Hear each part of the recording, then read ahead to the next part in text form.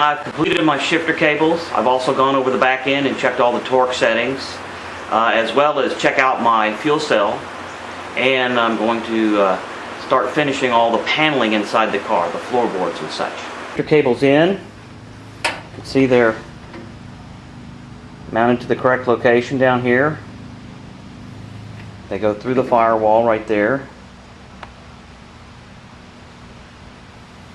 Now, since these things are going to move a little bit with the motor, I can't really tie them in super tight right here. So what I did is I used this 90N butyl rubber, heavy duty stuff, man. Same stuff I used on my shock mounts back here, and I cut it out to fit around where the cables come through. It's got 6 screws holding it on with these fender washers. It's a real good. See, you see that the cables still have a little play here. And it blocks out most of it. I'll probably put a little silicone around that when I silicone everything else in. I went ahead and I finished this bracket. That's done.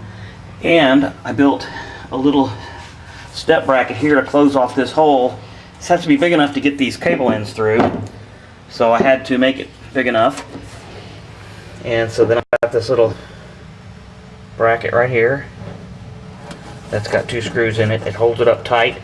Again, I'll have some shrink wrap around both these cables and a little silicone on there as well. So everything else is sealed up pretty well. I'm going around the back end here, and these struts actually were on the other side, so I'm cleaning all this up.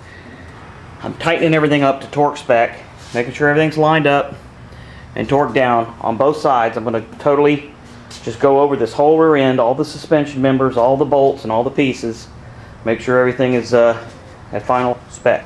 A fuel cell, I got it full of water, took all the electronics out of it, took the filler head neck off, and I'm basically just kind of cleaning it up, getting all the crap out of it. It had some filings from when they put this in, so I'm cleaning all that up. I'm checking to make sure it doesn't leak, and it doesn't, so it looks pretty good. I'm just going to get it all cleaned out now and let it dry out good and put everything back on and get ready to start installing the fuel tank. Okay, well, I finished tightening everything up in the rear end. I put all the cotter pins in. I bolted everything down to torque spec. I also lowered the rear end of the vehicle about 1/2 inch to get it to build height. It was running a little bit high off the build. So it's sitting really nice now. It's got a great stance. But everything in the back here is tight, torqued down. And I decided before I put my fuel cell and everything back together, I would go ahead and do some of this paneling because it's kind of messy and you get shavings and everything all over the place. So I just want to try to get some of that done before I start putting the fuel system in.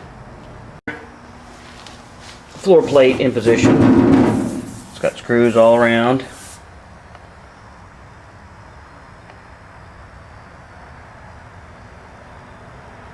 Got all the cutouts here. These are for basically bolts that hold the seat brackets on. This is the little spring holder for the emergency brake. This is the emergency brake cable, and this is an access hole to access the emergency brake mechanism to adjust it. So, all right, so this will be made out of 2 pieces. The front piece, I've got to start making that now, but it'll be lined up right along here. See, I've got this so that it's right there on the bolt on the seat bracket. So the other piece can come right up in front here, and then I'll go ahead and get that one done. I shouldn't have to cut too many holes in that one.